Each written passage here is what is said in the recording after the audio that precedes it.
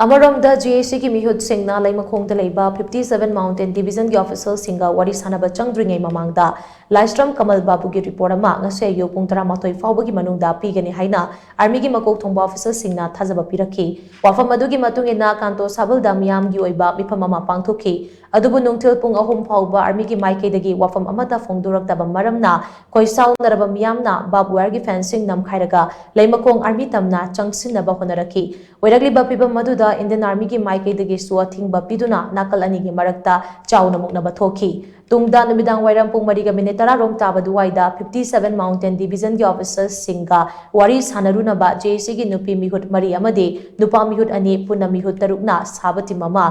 army की camp चंखी जेसी अमदे मियाम पुना चंगसिन की बा खोंगचंग अदुदा सरु याखिबे लाइस्ट्रम कमल बाबू की लोइनबे लाइस्ट्रम ओंगबे बेलारानीना टॉम टीवी दा हाई लेमखोंगदा लेबा इंडियन आर्मी की कैंपता थबक सुबा चंखरगा मांखरे हाइने इंडियन आर्मी ना लाइथोकपा से मथौ Basak खंगदबगी खुदमने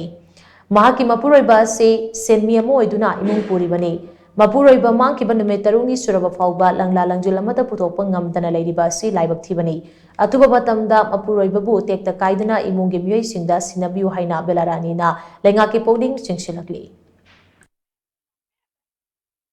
ngasi fau numit mangani sure ngasi tang kuma mang ki baning ngasi numit tar uni sure ma bu ti ba ngasi bo lang la lang din ma ke ma che ma khadin manipur government ama jing pabung na ai wari puroi ba se so dek da kai nam tang putok mateng pambu pabung mayam na su mayam se mayam na su mateng am ta pambu ai ki wari puroi se putok bu da dek da kai ga na ai Ibu bada nguna sinabi kasi ginamit na ay pam na sinabi ay ibu bada tek na kaida na ay kasada ngasi tungari mi ha ngasi ay mapan ngami kun ngari plata to nga tungari mi manipur da kasi ara kalau sanjara ge tua hawayam tatuk ay bakni क्या कर रहे हैं sir आप लोग क्या है फौजी का मतलब क्या यूनिफॉर्म का क्या रक्षा है ये एक प्रजा को देखभाल करके वापस जिंदा नहीं दे पा रहे तो क्या करना है आपको यूनिफॉर्म पहनकर शर्म की बात है सर